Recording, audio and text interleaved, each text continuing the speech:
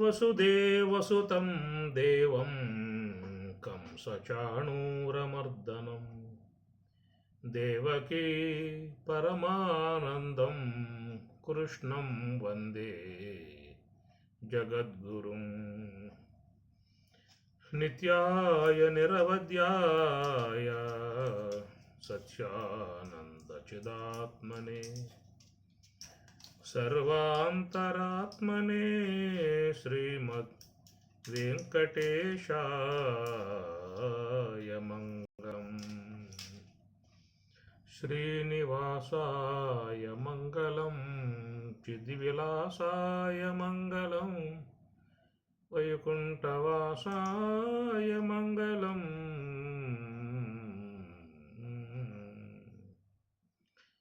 దక్షిణే పింగళానాడి సూర్యమండలగోచర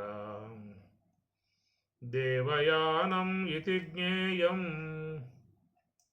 దేవయానం ఇతి జ్ఞేయం పుణ్యకర్మానుసారిణి ఇడాచ వామనిశ్వాస సోమమండలగోచర పితృయానం ఇతి జ్ఞేయం వామం వామం ఆశ్రిత్య తిష్టతి, వామం ఆశ్రిత్య తిష్టతి.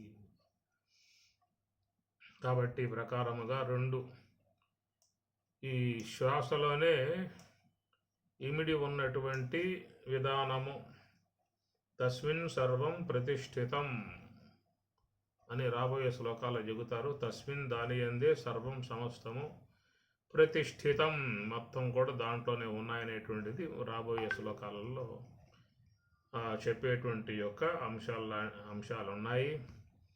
అందువల్ల ఈ ఉచ్ఛ్వాస నిశ్వాసాలు అనబడేటువంటివి మనం కేవలం ఒక బ్రతుకుకి ఆధారముగా ఉన్నటువంటి వాటిలుగా మనం భావించుకుంటూ ఉన్నాము.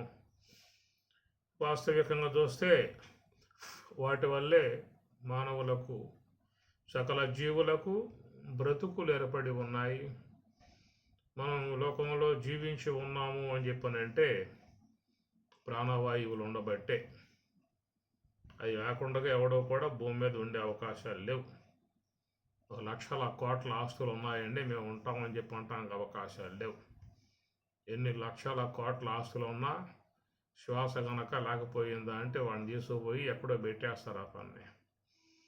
ఎలాంటి మెదలటము కదలటము వ్యవహారం చేయటం లాంటి ఏవి కూడా ఉండేటువంటి అవకాశాలు లేవు.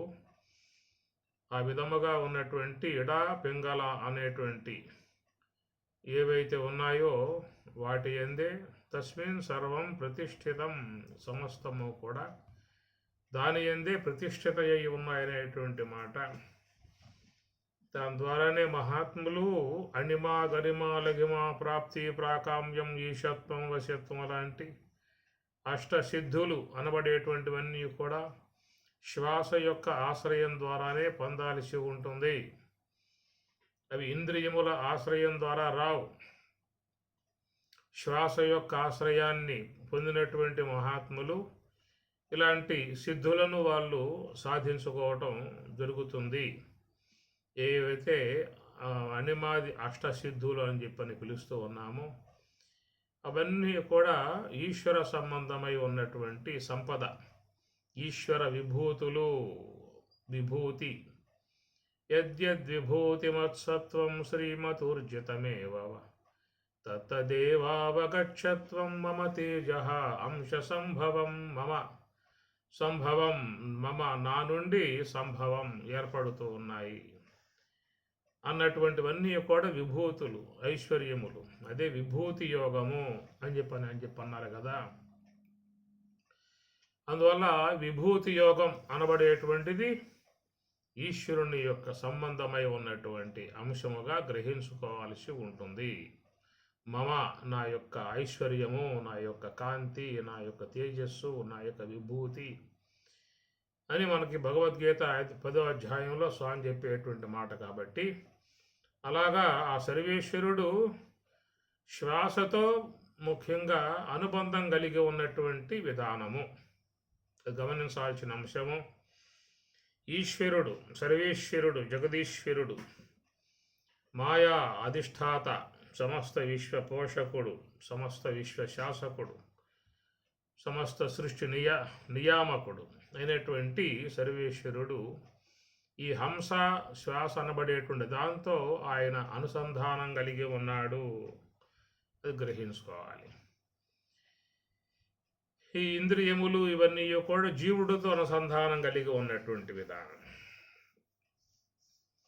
కాబట్టి ఎప్పుడు కూడా జీవుడు ఇంద్రియాలతోనే సంబంధం పడి ఉంటాడు.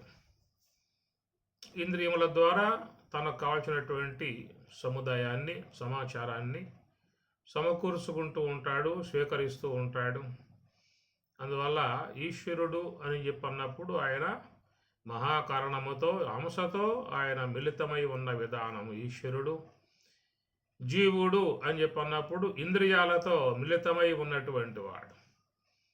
కనుక ఇంద్రియముల వెంబటే పరుగులు తీసే విధానము జీవునికి ఉన్నటువంటి పరిస్థితి.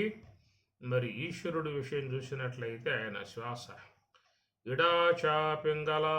పింగళములుగా సంచరించేటువంటి ఏ శ్వాస అయితే ఉన్నదో అట్టి ఆ శ్వాసతో ఈశ్వరుడు అనుసంధానం కలిగి ఉన్నాడు.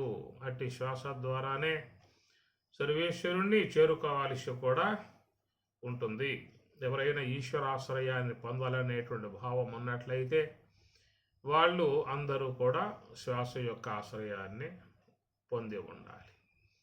సత్యలోకం పుజాడ హంసకిరుక విను దానిపై స్వారి చేయించు మానసముతో మానస బ్రహ్మమో మాయ దాటి గురుని ఉపదేశమున గురి కుదురుననగా సత్యలోకం పుజాడ హంసకిరుక విను దానిపై స్వారి చేయుంచు మానసముతో.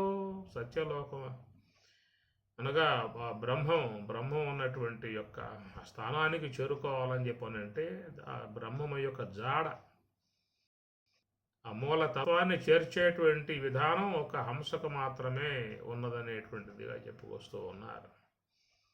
కాబట్టి మహాత్ములందరూ కూడా హంసను ఆశ్రయించి పరమహంసలయ్యారు.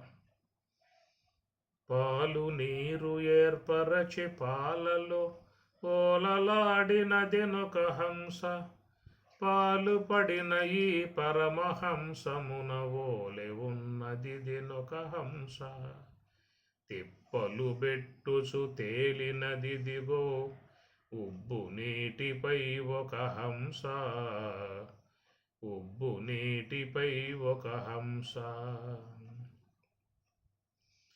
తొడలి రోమరంధ్రముల గ్రుడ్ల నుదుగగ పొదిగేనొక హంస కడువేడుక వెంకటగిరి మీదట ఒడలు పెంచినదెనొక హంస ఒడలు పెంచినదెనొక హంస తిప్పలు బెట్టుచు తేలినది దిగో ఉబ్బు నీటిపై ఒక హంస ఉబ్బు నీటిపై ఒక హంస అని హనుమాచార్యుల వారు కూడా హంస గురించి ఎంతో అద్భుతంగా తాత్విక అంశాలని చాలా చూపించి మనకి అందించినటువంటి విధానము.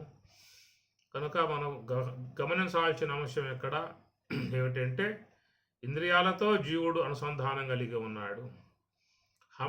హంసతో శ్వాసతో సర్వేశ్వరుడు అనుసంధానం కలిగి ఉన్నాడు. కనుక ఇంద్రియాలని జీవుడు వాడుకుంటూ ఉన్నాడు. సర్వేశ్వరుడు ఈ శ్వాసను వినియోగించుకుంటూ ఉన్నాడు. కనుక సర్వేశ్వరుడు శ్వాసను వినియోగించుకోవటం కారణంగా లోకంలో అన్ని జీవులకు జీవనాన్ని ప్రసాదించాడు. అన్ని జీవులకు ఒక జీవనం అనేది ఉన్నది కదా.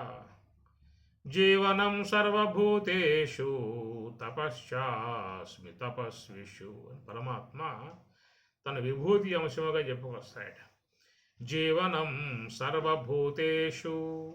సర్వభూతేషు షష్ఠీ భక్తి భగవచనం. సమస్త భూతముల యందు ఉన్నటువంటి జీవనం అస్మి, నేను జీవనమునై ఉన్నాను.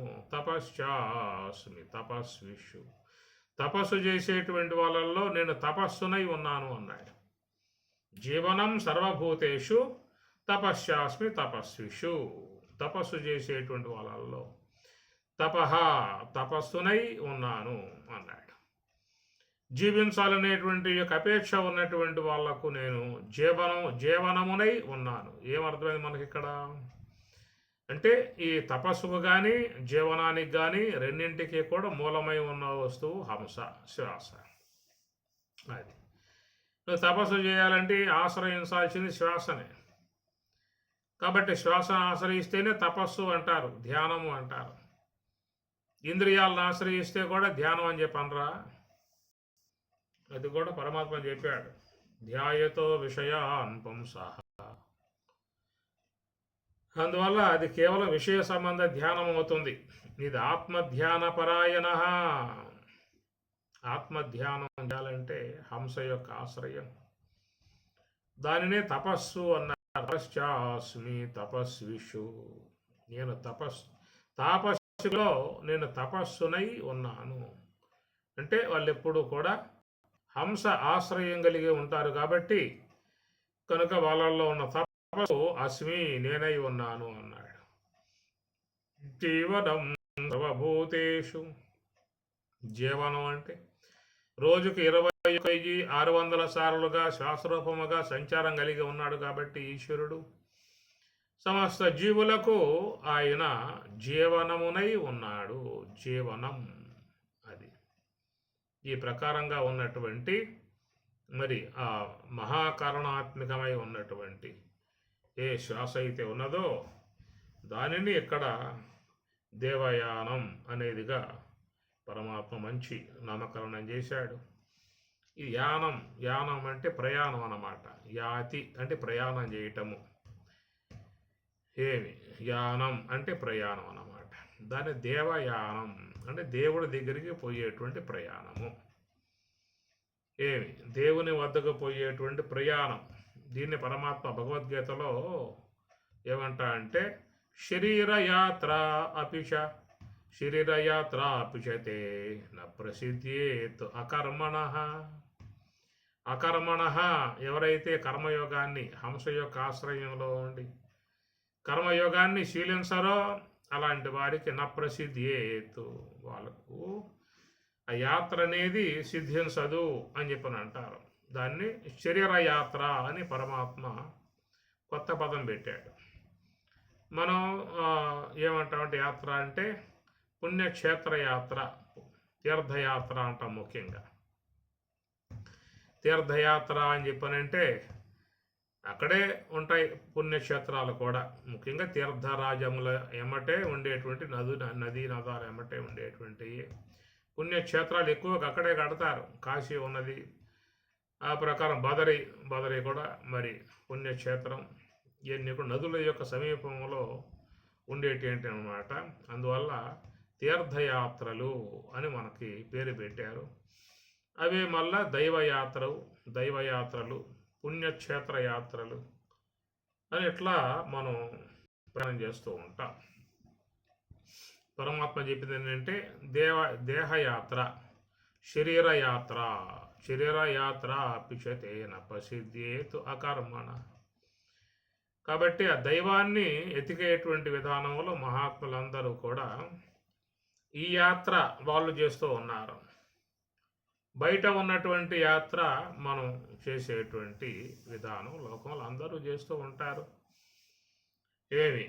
కాబట్టి పుణ్యక్షేత్రాలు అనేటువంటి విధానాలుగా మరి అక్కడికి పోయి పుణ్యక్షేత్రాలలో దైవ దర్శనం చేసుకోవడం లాంటిది చేస్తూ ఉంటాం.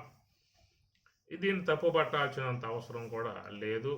ఎందుకంటే అది కూడా పుణ్య విధానంగా పోతారు, దైవ భావంతో పోతారు. కొంచెం కొత్త ప్రదేశాలు సర్వేశ్వరుని చేత ఏర్పాటు చేయబడ్డటువంటి అనేక మరి దివ్యమై ఉన్నటువంటి, భవ్యమై ఉన్నటువంటి అనేక విశేషణాలతో చేరినటువంటి అవి దర్శించుకోవడానికి అప్పుడప్పుడు మరి ఇలాంటి యాత్రలు కూడా వేస్తూ ఉంటారు. కాశీ, బదరి, రామేశ్వరం, శ్రీశైలం ఇట్లాగా అనేక యాత్రలు. ఇవన్నీ చేయటం తప్పు అని, దీనివల్ల మోక్షం లేదని అనాల్సిన అవసరం లేదు. ఎందుకంటే జీవితంలో అవి కూడా భాగమై ఉన్నటువంటి విధానము. అలా చేసే వాళ్ళను తప్పుబట్టి ఏదో రకంగా మాట్లాడటం కూడా అంత మంచి విధానం కాదు. ఏదైనా బాహ్యములో ఉంటేనే అంతరములో తెలుసుకునే అవకాశాలు ఉంటాయి. బాహ్యంలో లేకపోతే అంతరంలో ఉన్న అంశం ఏం చెప్పుకుంటావు? కనుక బయట దైవయాత్ర అని తీర్థయాత్రలు అని చెప్పని ఒక అంశం ఉంది కాబట్టి దానికి నిజమైన కాశీయాత్ర స్వామిగారు కూడా పుస్తకం రాశారు. నిజమైన కాశీయాత్ర అని రాశారు. అట్లా దాన్ని మరి శరీర యాత్ర అని పరమాత్మ పెట్టినటువంటి పేరు. యోగులుగా ఉన్నటువంటి వారు దేహంలోనే యాత్ర చేస్తారు. అటు ఆ యాత్ర చేయలేనటువంటి వారు ఈ పుణ్యతీర్థములు పుణ్యయాత్రలు చేసే విధానం చేస్తూ ఉంటారు. ఇవన్నీ కూడా పుణ్యతీర్థములు. పుణ్యం వస్తుంది, ఏమి పాపం వస్తుంది చెప్పి అనుకోమాకండి. పుణ్యతీర్థములు పుణ్యయాత్రలు అని చెప్పి అన్నారు కాబట్టి అవన్నీ కూడా పుణ్యం సముపార్జన చేసుకోవడానికి అవకాశం ఉండేటువంటి యాత్ర. శరీర యాత్ర ఈ దేహ సంబంధమై ఉన్నటువంటి యాత్ర అయితే మీకు మోక్ష సంబంధ యాత్ర. ఇది జ్ఞానయాత్ర. అదేమో పుణ్యయాత్ర, ఇది జ్ఞానయాత్ర. ఆ విధంగా బయట చేస్తే మనకి పుణ్యం వస్తుంది, లోన చేస్తే మోక్షం వస్తుంది. అది ఎందుకంటే సర్వవ్యాపకమై ఉన్నటువంటి దేవుడు దర్శించుకోవడానికి యోగ్యముగా ఈ దేహం అనేటువంటి పుణ్యక్షేత్రంలో ఉన్న ఇది దైవక్షేత్రము, పుణ్యక్షేత్రం.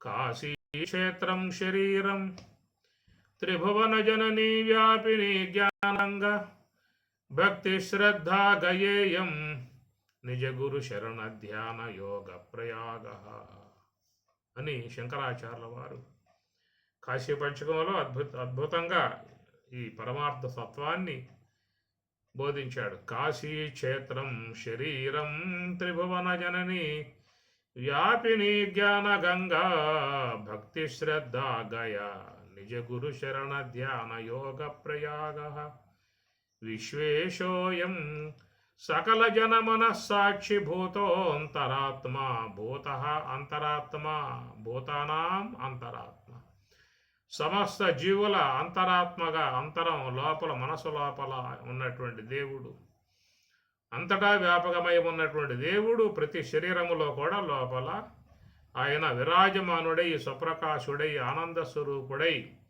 చేతన స్వరూపుడై ప్రాణపతిగా సమస్త జీవులకు ఆధారముగా అధిష్టానముగా అందరికి బ్రతుకులను ప్రసాదించేవాడుగా చేతన స్వరూపుడుగా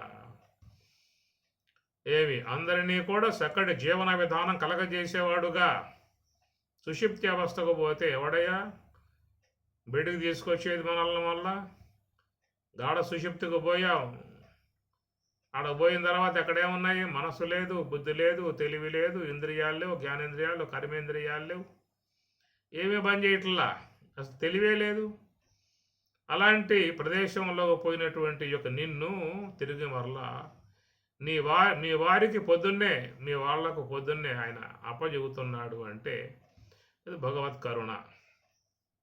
ఆ ప్రకారముగా అందరి జీవులకు అన్ని జీవులకు ఆయనే మరి ఆధారమై ఉన్నాడు, అధిష్టానమై ఉన్నాడు. కాబట్టి విశ్వేశోయం విశ్వమంతా వ్యాపకమై ఉన్నటువంటి ఆ దేవుడు మన ఇంద్రియాలకు గోచరించేవాడు కాదు, కంటికి గోచరింపబడడు, చెవులకు తెలియబడడు, ఇంద్రియాలకు గోచరించేవాడు కాదు, అతీంద్రియ స్వరూపుడు అన్నమాట. అతీంద్రియుడు అన్నారు. అలాగా ఉన్నటువంటి ఆ దేవదేవుణ్ణి తెలుసుకోవటానికి తెలియజేసేటువంటి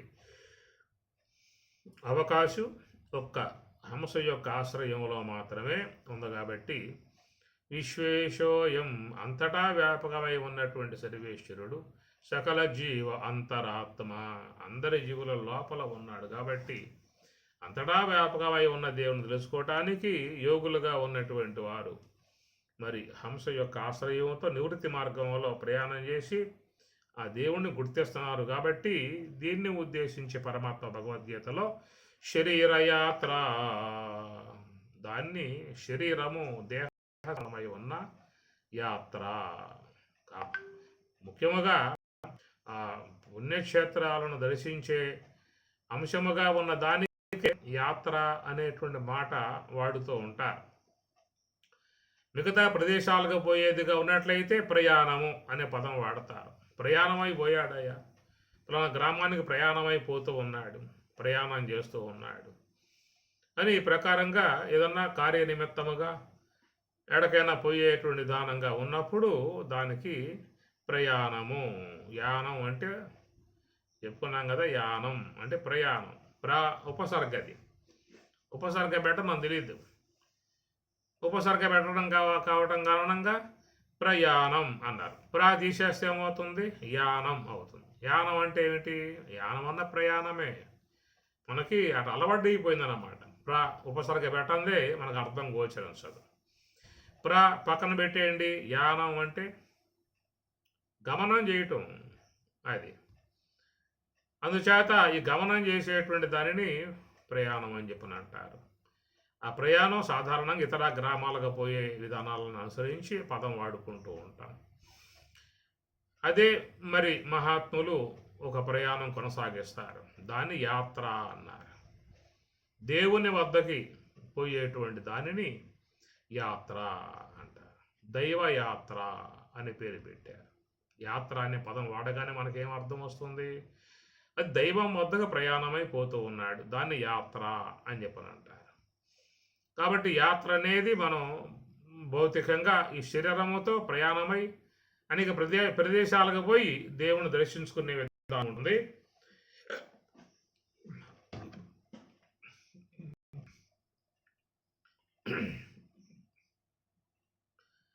యోగులుగా ఉన్నటువంటి వారు శరీరంలోనే వాళ్ళ ప్రయాణం కొనసాగిస్తుంటారు. దాని నివృత్తి ప్రయాణం. నివృత్తి ప్రవృత్తించ నివృత్తించ బంధం చ మోక్షం చ. పరమాత్మ అన్నమాట. ప్రవృత్తించ బంధం నివృత్తించ మోక్షం అన్నారు. ప్రవృత్తించ బంధం బుద్ధి పార్థ సాత్వికి. ఎవరి యొక్క బుద్ధి అయితే సాత్వికమై ఉంటుందో వాళ్లకు మాత్రమే తెలియబడే అంశమయ్యా. ఏమిటది? ప్రవృత్తించ బంధం నివృత్తించ మోక్షం. బంధం అంటే ఏమిటి? మళ్ళా జన్మ వస్తుంది. ప్రవృత్తి మార్గంగా పోయేటువంటి వాళ్ళకి మరలా తిరిగి ఈ జన్మలు వచ్చే విధానం అనేది ఉంటుంది కాబట్టి దాన్ని బంధం అనే పదం వాడారు. నివృత్తించ మోక్షం. ఈ నివృత్తి లోనికి పోయే విధానం వల్ల ఏమవుతుందంటే కర్మరాశి అంతా మొత్తం తొలగింపజేయబడుతుంది. కాబట్టి వారికి దైవ దర్శనం పొంది మరి కర్మ లేకుండా కర్మ విరహితులై హరిగనుట మేలు అని భాగవతం చెప్పినట్లుగా ఈ కర్మరాహిత్యాన్ని చేసుకొని వాళ్ళు బ్రహ్మమును దర్శించుకుని అట్లాగే మోక్షస్వరూపులు అవుతూ ఉన్నారు. అందుచేత ఈ ప్రకారముగా యాత్ర అనేటువంటిది మనం సాధారణంగా పదం వాడుతూ ఉంటాం. దానినే దైవయాత్ర అనే విషయం వచ్చినప్పుడు స్వామి చెప్పినట్లుగా శరీర యాత్ర ఇది చేయమని చెప్పి అంటూ ఉన్నాడు పరమాత్మ భగవద్గీతలో. దేశయాత్ర అది చేస్తే పుణ్యం, అది పుణ్యతీర్థములు, పుణ్యతీర్థయాత్ర అంటారు. తీర్థయాత్రలు పుణ్యం అంతా కూడా. అదే నివృత్తి మార్గంగా దేహములో యాత్ర చేస్తే ఇది దైవయాత్ర. ఇక్కడ ఆ దేవదేవుణ్ణి గుర్తించేందుకు అవకాశం ఏర్పడుతుంది. అంతటా వ్యాపకమై ఉన్న ఆ శుద్ధ బ్రహ్మమగు ఆ దేవదేవుణ్ణి తెలుసుకోవాలని చెప్పనంటే ఒక నివృత్తి మార్గ విధానాన్ని తెలుసుకోవాలి. కాబట్టి శరీర యాత్ర అనేదిగా పరమాత్మ మనకి చెప్పినటువంటి విధానం భగవద్గీతలో. ఇక్కడ ఏంటంటే ఉత్తర గీతలో దేవయానం అన్నారు. ఒక రకంగా చూసి ఇది కూడా దానికి సంబంధించిన అంశమే. యానం అంటే యానం, యానం అనే దానికి పెట్టండి, ప్రయాణం అవుతుందన్నమాట. ఇక్కడ అనే ఉపసర్గ పెట్టలేదు, యానం అనే పదం మాత్రం వాడాడు. ఏమి యానం అంటే దేవయానం. అది బ్రహ్మమును పొందాలంటే ఈ యానం, ఈ ప్రయాణం చేయాలి. బ్రహ్మం వద్దకు పోవాలని చెప్పనంటే ఏం చేయాలనే మాటకి ఒకే ఒక్క మార్గం. ఎక్కడ పోతా బ్రహ్మం వద్దకు పోవాలంటే ఆ బ్రహ్మం నీకు ఎట్లా ఉన్నదని చెప్పని అతత్ర చక్షురు గచ్చతి నవాకు గచ్చతి నో మనో నవిద్మో నభిజానీమో అని చెప్పింది కేనోపనిషత్తు. తత్ర చక్షురు గచ్చతి తత్ర అక్కడికి అనగా దేవుని వద్దకి, తత్ర అంటే ఆ దేవుని వద్దకి ఇంద్రియములు నా పొందలేవు అన్నాడు. నత్ర చక్షురు గచ్చతి, చక్షు అంటే నేత్రం, నేత్రం ఆ బ్రహ్మం వద్దకు పోలేదు. శ్రోత్రం ఆ బ్రహ్మం వద్దకు పోలేదు. మిగతా జిహ్వ గ్రాణం మిగతా ఏవైతే ఉన్నాయో మొత్తం కూడా అవి ఆ బ్రహ్మం వద్దకు పోలేవయ్యా అన్నాడు. నత్ర చక్షురు గచ్చతి నవాక్కు గచ్చతి. అట్లా వాక్కు, పాణి, పాదము, గుహ్యము అనబడేటువంటివన్నీ కూడా అవి కూడా పోలేవు అనే మాట వాడతాడు. నవాక్కు వాక్ అనే అనటం వల్ల అక్కడ అన్నీ తీసుకోవాలి. ఒకటి చెబుతారు, ఒకటి చెబితే అన్నీ చెప్పినట్లే. నత్ర చక్షురు గచ్చతి అని ఒకటి చెప్పాడు చక్షురేంద్రియాన్ని. నేత్రేంద్రియం మాత్రం పోలేదు, మిగతాయి పోతాయి చెప్పి అర్థవాద ప్రకారంగా ఒకదాన్ని చెప్పినప్పుడు మిగతాయి గ్రహించుకోవాలి అంతవరకే. అంతే తప్ప ఒకదాన్ని చెప్పినప్పుడు నేత్రేంద్రియం పోలేదు అని చెప్పన్నాడు కాబట్టి శ్రోత్రేంద్రియంతో పోతాను, జహ్వేంద్రియంతో పోతాను, గ్రాణేంద్రియంతో పోతాను అవి చెప్పలేదు కదా అని చెప్పనే మాట మాకండి. అపాదాన మాకండి ఏమి అక్కడ మనకేంటంటే ఆయన సూచనగా చెప్పాడు అంతవరకే. నత్ర చక్షురు గచ్చతి నవాక్కు గచ్చతి నో మనో అన్నప్పుడు మిగతా ఇంద్రియాలు కూడా గ్రహించుకోవాల్సి ఉంటుంది. ఈ ప్రకారంగా ఇంద్రియాలేవి కూడా మరి ఆ బ్రహ్మం వద్దకు పోయి దర్శించుకునే అవకాశాలు వాటికి లేవు అన్నాడు. మరి ఆ విధంగా ఇంద్రియాలకి అలాంటి సామర్థ్యం లేదు, అవి పోలేవు, దర్శించలేవు అని చెప్పినప్పుడు మరి ఇక్కడ దేవయానం ఎందుకు వాడాలి ఇక పదాన్ని? దేవయానం అది తెలుసుకోలేవు కదా అని చెప్పానంటే ఇంద్రియాలతో నువ్వు సంబంధం పడిపోతూ ఉన్నావు, అది మానుకోమని చెప్పిన అర్థం. నత్ర చక్షురు గచ్చతి నవాకు గచ్చతి నో మనో నవిద్మో అనే విధంగా ఉపనిషత్కారులు చెప్పారని చెప్పానంటే ఇంద్రియాలతో సంబంధం పడిపోతే నీకు అవి తెలియబడేదిగా లేదు అనేటువంటి విషయం గ్రహించుకోవాల్సి ఉంటుంది. అందుచేత ఏవైతే ఉన్నాయి ఇంద్రియాలు అవన్నీ కూడా మరి దైవస్వరూపాన్ని దర్శింప చేయలేవు అనేటువంటి మాట.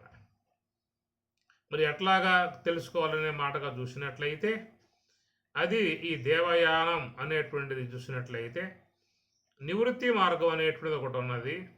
ఆ నివృత్తి మార్గం ద్వారా దీన్ని తెలుసుకునే అవకాశం అనేటువంటిది ఏర్పడుతుంది అని అర్థం. ప్రవృత్తి మార్గంకి సంబంధించి ఉన్నటువంటి ఇంద్రియములు ప్రవృత్తి వైపుకు తీసుకుపోగలిగే సామర్థ్యమే తప్ప అవి లోనికి తీసుకుపోగలిగే సామర్థ్యం ఇంద్రియముల యందు లేదు. అవి జ్ఞానేంద్రియాలు కావచ్చు, కర్మేంద్రియాలు కావచ్చు, అంతరేంద్రియాలు కావచ్చు. ఇవన్నీ కూడా ఒక బాహ్యముగా ప్రయాణం చేయగలిగే సామర్థ్యం ఉంది తప్ప వాటికి లోపలికి తీసుకుపోగలిగి బ్రహ్మం వద్దకు చేర్చగలిగేటువంటి అవకాశం ఇంద్రియాలకి లేదు. ఇంద్రియాలకు లేదు అని ఎట్లా మీరు చెప్పగలుగుతారు? ఏమి అది మీ మాటేనా? మీరు చెప్తే అవుతుందా? అట్లాగా మీకు చెప్పే అవకాశం ఉన్నదా అనేది కూడా ప్రశ్నలు వస్తాయి. అందువల్ల మీకు చూస్తే ప్రామాణికం భగవద్గీతే, అందరికీ ప్రామాణికం భగవద్గీతే. భగవద్గీత చెప్పింది అంటే అందరు దాన్ని తీసుకోవాల్సిందే. ఒకవేళ నేను చెబితే మీకు తెలుసా అండి ఆ విధంగా చెబుతూ ఉన్నారు కాబట్టి మీ మాట ప్రామాణికమా అనేది కూడా ఉంటుంది. కాబట్టి ఇంద్రియములు బ్రహ్మం వద్దకు తీసుకుపోలేవు అనేటువంటి మాటగా చూసినట్లయితే అది ఇప్పుడుందా చూసాం కదా, కేనోపనిషత్తులో చెప్పేశాడు. నత్ర చక్షురు గచ్చతి నవాక్కు గచ్చతి నో మనో నవి మొత్తం చెప్పేశాడు. జ్ఞానేంద్రియాలు చెప్పాడు, కర్మేంద్రియాలు చెప్పాడు, అంతరేంద్రియాలు చెప్పాడు, అన్నీ చెప్పాడు.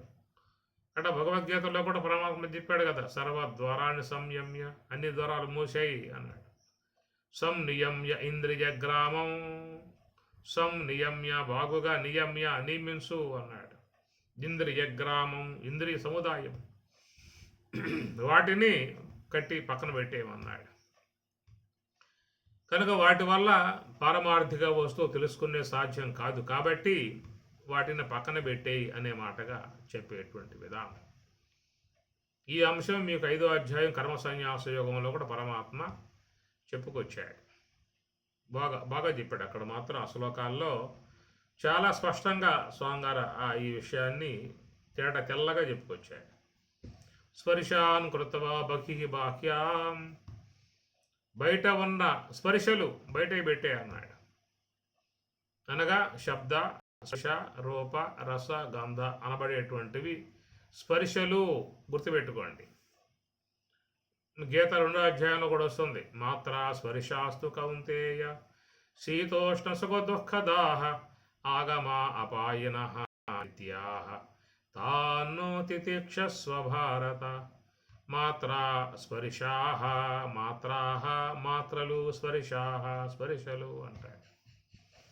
అవి శీతోష్ణ సుఖ దుఃఖదాహ శీతలము ఉష్ణము సుఖము దుఃఖములను ప్రసాదించేటివిగా ఉన్నాయన్నాడు. మాత్రా స్పర్శలు. మాత్ర అంటే మామూలుగా మనకి ఏమంటే మనస్సు అడగబోతుంది, మాత్రల మీదకు పోతుంది. మాత్రలు అంటే ఇంద్రియాలు, జ్ఞానేంద్రియాలని మాత్రలు అని చెప్పని అంటారు. ఏమంటే మాత్రల్లాగా ఉంటాయా జ్ఞానేంద్రియాలు? మేము మింగే మాత్రల్లాగా ఉంటాయా? అట్లాగే ఉంటాయా? ఎర్రగా నల్లగా తెల్లగా బులుగ్గా తెలుపుగా అని చెప్పి అనుకోమాకండి. మాత్ర అంటే మీన్ అనే ధాతువును బట్టి వస్తుంది మాత్ర అనే. మీన్ అంటే కొలత అన్నమాట. ఇంద్రియాలు కొలతలేస్తాయి. అవన్నీ మనం ఎట్లయితే మానిక స్వాల పదాలు మర్చిపోయాం. అన్నీ కూడా గిద్ద స్వాల మానెడు అంటాం కదా. దాదాపుగా పదాలు మరుపుకు వచ్చేస్తున్నాయి మనకి. వాడుకలో లేవు అవన్నీ కూడా. అవేంటంటే కొలత అన్నమాట. మానెడు అంటారు, లేదా గిద్దెడు అంటారు, లేకపోతే చారెడు, ఇట్లా ఉంటాయి అన్నమాట. అవి కొలతలు అని చెప్పని అంటారు. అట్లా మన ఇంద్రియాలు కూడా విషయాలని కొలతలేస్తాయి. ఆ కొలతలేసే విధానం ఇంద్రియాలలో ఉన్నది కాబట్టి వాటిని మాత్ర అనే పదంతో చెప్పుకొచ్చారు. ఎట్లా కొలతలేస్తాయండి ఇంద్రియాలు? అవి ఏమన్నా మానెడా లేకపోతే ఏమన్నా సాలిడా? కొలతలు వేయటానికి అనుకోవచ్చు. కొలతలు వేస్తాయి. మీకు కాపీ ఇస్తే కాపీ నోట్లో పోసుకుంటావు కదా, ఏం చక్కెర తక్కువ వేసావు అని చెప్పి అంటల్లా, అది కొలత అన్నమాట. ఒకవేళ అంగారు ఎక్కడ మరుపుతో టీవీ చూస్తూ 2 చెంచాలు పాడేసింది అనుకో, నీకు బుద్ధి జ్ఞానం లేదా? ఇంత చక్కెర పోస్తావా సావాలని చెప్పి నన్నేమన్నా చక్కెర పేషెంట్ని అని చెప్పాను అంటాడు. అంటే ఎమ్మటే నీకు చెప్పేస్తుంది ఆ ఇంద్రియం, అరే నాయన తాగడతా తాగమాక, చక్కెర ఎక్కువ వేసింది చచ్చిపోతావు, చక్కెర తక్కువయింది తాగమాక బాగోదు అంటారు. అందువల్ల నువ్వు ఏమైనా తీసుకోగాక ఎమ్మటే కొలతలేసేస్తాయి. ఒక పండు తిన్నావు అనుకో, ఈ పండు పరిపక్వం కాలేదు అని చెప్పాం, రుచే లేదు అని చెప్పి అంటల్లా. ఇట్లా చూస్తే మరి అమ్మగారులు అయితే చాలా అవస్థ పరిస్థితి వాళ్ళది. వంటశాలలో 4-5 సార్లు ఆ కూరలు కానీ పులుసులు కానీ రసాలు కానీ వాళ్ళు ముందు మెంగాలి. 10 నోట్లో పోసుకోవాలి. ఉప్పు ఎక్కువైందా కారం ఎక్కువైందా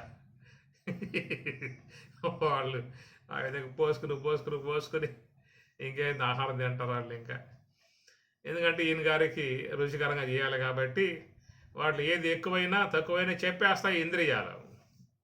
ఇంద్రియాలకి ఆ సామర్థ్యం ఉందన్నమాట. అవి చెప్పేస్తాయి.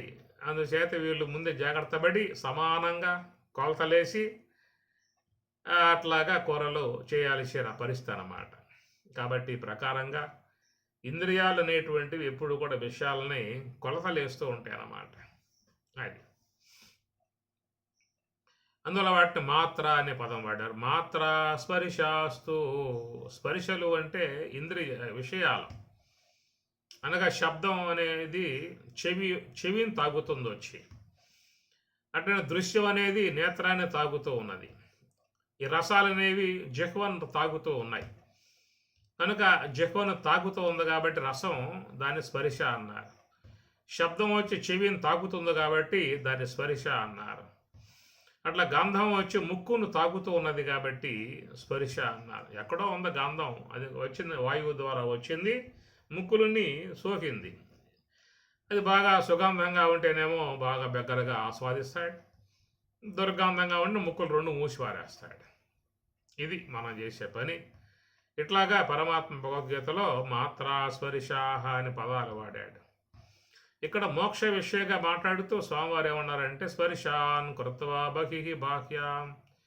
ఏ స్పర్శలైతే ఉన్నాయో శబ్ద స్పర్శ రూప రస గంధాలుగా ఉన్న వాటిని, ఆ స్పర్శలను బయట ఉన్నాయి కాబట్టి అవి బయటే ఉంచవయ్యా, లోన రానే మాక అన్నాడు. మా బహిః బాహ్యాం, బయట ఉన్న వాటిని బయటే ఉంచు. చక్షుశ్చైవాంతరే భ్రువోహో, నీ దృష్టిని భృగుటి మధ్యంలోకి ప్రసరింపచేయి అని చెప్పిన అన్నాడు. అంటూ ఏమన్నాడు ఇక్కడ అంటే యతేంద్రియమనో బుద్ధి అని చెప్పిన అన్నాడు. యత అంటే నియమించుట, ఇంద్రియమనో బుద్ధి ఇంద్రియములు, జ్ఞానేంద్రియాలు కర్మేంద్రియాలు, మనస్సుని బుద్ధిని యత నియమించు అంటాడు. ఎందువల్ల అంటే ఇంద్రియాలకు తెలియబడేదిగా లేదు కాబట్టి అతీంద్రియముగా ఉన్నది కనుక ఇంద్రియములు అక్కడ పనిచేసే అవకాశం లేదు కాబట్టి అవి పనిచేస్తూ ఉంటే తెలుసుకునే అవకాశంగా లేదు కనుక ఆ పని చేసేటువంటి ఇంద్రియాలను పని చేయకుండా పెట్టు అనేటువంటి అర్థం అక్కడ.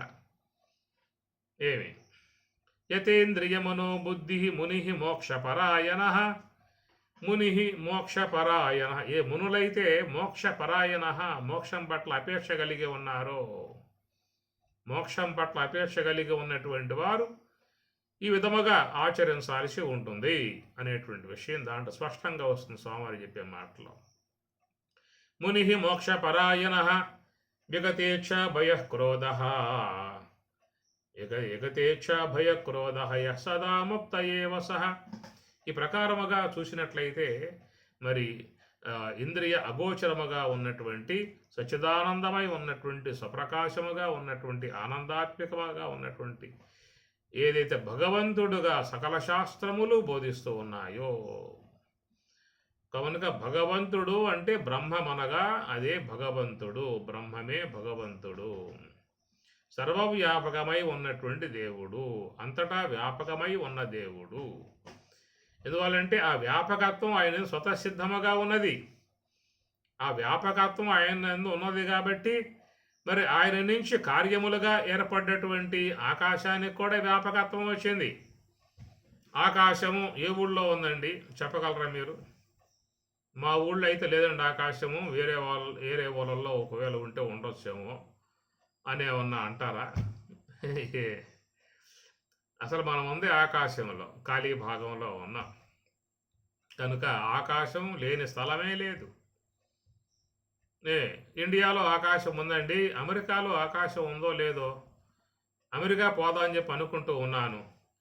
ఒకవేళ అక్కడ ఆకాశం లేకపోతే ఎట్లా నా యొక్క సంచార విధానం జరిగేది అక్కడ అనే డౌట్ ఎవరికి ఏర్పడుతుందా చెప్పండి? నువ్వు ఏ దేశానికి పోయినా ఆకాశం ఉంటుంది. ఎందువల్లంటే ఆకాశం వ్యాపక వస్తువు. ఆ వ్యాపకత్వం ఎట్లా వచ్చిందంటే దానికి కారణమై ఉన్నటువంటి వస్తువు బ్రహ్మము. ఆ బ్రహ్మము అనే భగవంతుడు వ్యాపకుడై ఉన్నాడు కాబట్టి ఆయన వ్యాపకత్వాన్ని చూసినట్లయితే ఆకాశానికి ప్రసాదించాడు. ఆకాశో వ్యవకాశశ్చ ఆకాశం వ్యాపితం చేయత్తు ఆకాశస్య గుణశబ్ద నిశ్శబ్దో బ్రహ్మముచ్యతే ఆకాశో వ్యవకాశశ్చ ఆకాశం వ్యాపితం చేయతు అని ఉత్తర దీంట్లో వస్తుంది. కాబట్టి ఆకాశం వ్యాపక వస్తువు, అంతటా ఉన్నది. అంతటా ఉండేటువంటి యొక్క వ్యాపకత్వము ఎందువల్ల వ్యాపకత్వం వచ్చిందయ్యా అంటే దాని కారణమై ఉన్నటువంటి బ్రహ్మము వ్యాపక స్వరూపం కాబట్టి. గమనించండి, ఇవన్నీ కూడా కార్యములు, కారణం బ్రహ్మం. ఆకాశం ఎవరి వల్ల వచ్చింది చెప్పండి? దేవుని వల్ల వచ్చింది. ఆ దేవుడే బ్రహ్మము. కనుక ఈ వ్యాపకత్వం ఎట్లా కారణం అంటే ఆయన దేవుడు వ్యాపకుడై ఉన్నాడు కాబట్టి బ్రహ్మం వ్యాపక స్వరూపం. కనుక సర్వం ఏతత్ బ్రహ్మ అన్లా మాండుక్యోపనిషత్తులో ఇది గమనించుకోవాల్సిన అంశము. అందుచేత మరి ఆ బ్రహ్మం అనబడేటువంటిది అది వ్యాపకమై ఉన్నది కాబట్టి ఆ బ్రహ్మము నుండి ఆవిర్భావమైంది ఆకాశము అనేటువంటి మాట మీకు తైత్రీయం చెప్పింది. స ఏషో హృదయ ఆకాశ తస్మిన్ అయం పురుషో మనోమయ అంతరేణ తాలుకే సహ యః ఏష ఇవాలంబతే తస్మాదాత్మన ఆకాశ సంభూత ఆకాశాద్వాయు వాయో అగ్ని అగ్నే ఆపః అద్య పృథివీ పృథివ్యాం ఓషధయ ఓషధిభ్యో అన్నం అన్నాత్ శుక్లాత్ పురుష. తైత్రీయోపనిషత్తులో మీకు ఈ విషయం వస్తుందన్నమాట. ఈ జగత్ అనేది ఎట్లా ఏర్పడింది? ఏ తస్మాదాత్మన ఆకాశ సంభూత ఆకాశాత్ ఆత్మన ఆకాశ సంభూత ఆత్మ నుండి బ్రహ్మము నుండి ఆకాశం అనేది ఏర్పడింది అని స్పష్టంగా చెప్పుకొచ్చినమాట. కాబట్టి మరి సర్వవ్యాపకమై ఉన్నటువంటి ఆ బ్రహ్మము కారణమై ఉండగా ఆ బ్రహ్మము యొక్క కార్యమే ఈ ఆకాశము. కారణంలో వ్యాపకత్వం ఉన్నది కాబట్టి కార్యంలో కూడా వ్యాపకత్వం వచ్చింది. బ్రహ్మము దేనిని అంటదు, అట్లా ఆకాశం దేనిని అంటదు. బ్రహ్మములో కదలిక లేదు, అట్లా ఆకాశంలో కదలిక లేదు. బ్రహ్మము చాలా సూక్ష్మమై ఉన్నది, అట్లా ఆకాశం కూడా సూక్ష్మమై ఉన్నది. బ్రహ్మము అన్నింటికి అవకాశం ఇస్తుంది, అట్లా ఆకాశం అన్నింటికి అవకాశం ఇస్తుంది. ఇంద్రియ అగోచరమై ఉన్నది బ్రహ్మము, అట్లాగా ఆకాశం కూడా. ఇలాగా మనం చూస్తే మరి ఆ వ్యాపకత్వం అనేటువంటిది బ్రహ్మము యొక్క వ్యాపకత్వం నుండి ఆవిర్భావమైంది కాబట్టి ఆకాశం కూడా వ్యాపకత్వం కలిగి ఉన్నది. అది దీన్ని మనకి పురుష సూక్తంలో కూడా ప్రస్తావన తీసుకొస్తారు. పాదోస్య విశ్వభూతాని త్రిపాదశ్యామృతం దివి త్రిపాదోర్ధ్వవదైత్ పురుష పాదోస్యేహ భవత్పునః యత్పురుషం విదదుః కతిధా వ్యకల్పయన్ కిం కశ్య కౌమాహు బాహు కావూరు ఉచ్యతే అని మీకు పురుష సూక్తంలో చెప్పుకొస్తారు. పాదోస్య విశ్వభూతాని పాదహాస్య విశ్వభూతాని త్రిపాదస్య అమృతం 35 భాగం అమృతం అన్నారు. ఆ ప్రకారముగా విశ్వవ్యాపకత్వం కలిగి ఉన్నటువంటి అంతటా వ్యాపకమై ఉన్నటువంటి బ్రహ్మము నుండి ఆకాశం ఏర్పడింది కాబట్టి అలాగా ఆ వ్యాపకత్వం అనేది ఆకాశానికి కూడా వచ్చిందన్నమాట. అంటే ఆకాశం యొక్క వ్యాపకత్వం నుంచే ఆకాశం నుంచే వాయువు అనేటువంటిది కూడా ఏర్పడింది కాబట్టి మీకు ఆ వాయువు కూడా వ్యాపకత్వం కలిగి ఉన్నది. మా ఊళ్ళో గాలి ఉన్నది, వేరే వాళ్ళల్లో గాలి ఉందో లేదో ఆ గ్రామం పోదాం అని చెప్పి అనుకుంటూ ఉన్నాను. ఆడ పోయే గాలి లేకపోతే నా పని ఏం కావాలి అని ఏమన్నా సందేహం కలుగుతుంది చెప్పండి. అమెరికా పోదాం అనుకుంటున్నాను, అమెరికాలో గాలి ఉందో లేదో ఇక్కడి నుంచే పట్టుకుపోతే పోతున్నది సిలిండర్ ఒకటే, ఆడ పోయాక పీల్చుకోవచ్చు అన్న భావం మేము కలుగుతుందా? కనుక గాలి వాయువు అనేది నువ్వు ఎక్కడికన్నా పో, ఏ దేశానికన్నా పో, ఈ భూమి మీద ఉన్నటువంటి 190 దేశాలు దాదాపు పైగా ఉన్నాయి అంటారు కదా. నువ్వు ఏ దేశానికి పోయినా గాలి అనేది వ్యాపకత్వం అదనమాట. మనిషిని నీళ్ళలో పడేస్తే వాడు బతకలేడు, ఎందుకంటే ఊపిరి వాడికి అందదు. నీళ్ళల్లో మునగండి ఎవరైనా, ఎంతసేపు ఉంటారు నీళ్ళల్లో మునిగితే? 1 నిమిషకాలు, అర నిమిషం, పావు నిమిషం, 5 సెకండ్లు ఉంటారేమో. ఏమంటే పైకి వచ్చేయాలి, చచ్చిపోయామంటారు. నేను పైకి రాకపోతే అనుకున్నా, చచ్చిపోతారు. ఎక్కువసేపు గాలిలో నీళ్ళల్లో ఉంటే వాళ్ళకి ఊపిరి రాక చనిపోతారు. అదనమాట. అరే నీళ్ళల్లో ఉంటే ఊపిరంతా చనిపోతారని చెప్పి అనుకున్నట్లయితే ఇప్పుడు ఆ నీళ్ళల్లో ఉన్న జీవులు మత్స్యాదులు ఉన్నాయనుకో, ఎక్కడో సముద్ర గర్భంలో ఉంటాయి. ఇప్పుడు వాటికి అట్లా ఊపిరి అందుతుంది, చనిపోవాలి అవి కూడా మనలాగానే. ఒక వ్యక్తి సముద్ర గర్భంలో పోయి రమ్మని చెప్పి చూద్దాం, లోనకు పోయాడనుకో ఆగిపోయే శ్వాస, శవమై పైకి వస్తాడు, పై తేల్తాడు, గాలి అందల చచ్చిపోవటం అని చెప్పి. మరి అన్నప్పుడు అదే చేప ఎక్కడో సముద్ర గర్భంలో ఉన్నది కదా, అది ఎందుకు సాగటం లేదు? వాస్తవికంగా చూసినట్లయితే నీళ్ళల్లో ఎక్కడో సముద్ర గర్భంలో ఉన్నటువంటి ఒక చేపను తీసుకొచ్చి ఒడ్డున పడేసావు అనుకో, అది చచ్చిపోతుంది. ఒడ్డున పడేసి చచ్చిపోతున్నది. ఎందుకయ్యా అంటే ఊపిరి అందలేదు. ఊపిరి అందకపోవడం ఏంటి? గాలి ఉంటే ఎక్కడ? మేమందరం పీల్చుకోవటం లేదా? మేమంతా బతకటం లేదా అని చెప్పని. కాబట్టి ఆ చేపను తీసుకొచ్చి ఒడ్డున పడేసామనుకో, కాసేపు విలవిల్లాడిపోతుంది, అది కాస్త ఊపిరి అందక మరణిస్తుంది. మరి ఈ మానవుడేమో నీళ్ళలో పడేస్తే వీడికి ఊపిరి అందక వీడు తెచ్చాడు. అదే ఒక చేపను తీసుకొచ్చి ఒడ్డున పడేస్తే దానికి ఊపిరి అందక చచ్చిపోయింది. మరి ఎక్కడున్నట్లు ఊపిరి? ఎక్కడున్నట్లు ఊపిరి? కనుక నీళ్ళల్లో ఉన్నది ఊపిరి, బయట ఉన్నది ఊపిరి. ఎక్కడ ఏ ప్రాణి ఊపిరితో బతికి అలవాటు చేసుకున్నాయో అక్కడ ఉండి బతుకుతాయే తప్ప మనల్ని పట్టుకుపోయి నీళ్ళల్లో పడేస్తే మనం కాస్త ఖాళీ. నీళ్ళల్లో ఉండి బతికేటువంటి చేపలను పట్టుకొచ్చి ఒడ్డున పడేసావా, అవి మాత్రం ఖాళీ. కాబట్టి ప్రాణశక్తి గాలి నీళ్ళలోనూ ఉన్నది, బయట ఉందన్నమాట. కాబట్టి అక్కడున్న ప్రాణశక్తిని ఆ జీవులు పీల్చుకుంటూ ఉన్నాయి, ఇక్కడున్న ప్రాణశక్తిని మనం పీల్చుకుంటూ ఉన్నాం. మనం పీల్చుకునేటువంటి యొక్క ఆ విధానం మీకు నీళ్ళల్లో అక్కడ అందదు, చనిపోతాడు వీడు. నీళ్ళల్లో అందేటువంటి ప్రాణశక్తి ఆ చేపలకి బయట అందదు, అవి చనిపోతాయి. కనుక ఈ ప్రకారంగా ప్రాణశక్తి ఉన్నది, అన్నిటిలో ఉన్నది, అన్ని దేశాల్లో ఉన్నది. ఏ దేశానికన్నా పో, నీకు దిగులు లేదు అక్కడ వాయువు ఉందో లేదో, ఎట్లా ఊపిరాడే పరిస్థితి, చచ్చిపోతే ఏం కావాలి అనేటువంటి డౌట్ ఏమైనా ఉంటుందో చెప్పండి మీకు. కారణం ఏంటంటే వ్యాపకత్వం. వాయువు అన్ని చోట్ల ఉన్నది, ఎక్కడికి పోయినా పీల్చుకోవచ్చు. అది అట్లే అగ్ని అనేది అనగా వాయువు యొక్క కార్యం అగ్ని. అగ్ని కూడా వ్యాపకత్వం, ఎక్కడికి పోయినా వేడి ఉంటుంది, ఎక్కడికి పోయినా ఏమి నీకు చక్కగా అందుతుంది. నీ శరీరంలో 98.4 డిగ్రీలు ఉండాలి. అది ఏమాత్రం తగ్గిందా అంటే కాలే. నీవు మరి సముద్ర గర్భంలో మునుగు, అంతే ఉంటుంది. హిమాలయాల్లో మంచు కొండల్లో ఉండు, నీకు అంతే ఉంటుంది, తగ్గదు. నార్మల్గా నీకు భగవంతుడు అట్లా చెడు చేసేసాడు. వేడి, నువ్వు ఏ దేశానికి పోయినా నీకు వేడి ఉంటుంది, ఉష్ణం ఉంటుంది, అగ్ని ఉంటుంది. ఈ ప్రకారంగా వ్యాపకత్వము, అగ్నిలో వ్యాపకత్వము, జలంలో వ్యాపకత్వం. ఈ జల కణాలు విశ్వమంతా వ్యాపకమై ఉన్నాయి. అట్లా పృథివీ సంబంధ పరమాణువులు విశ్వమంతా వ్యాపకమై ఉన్నాయి.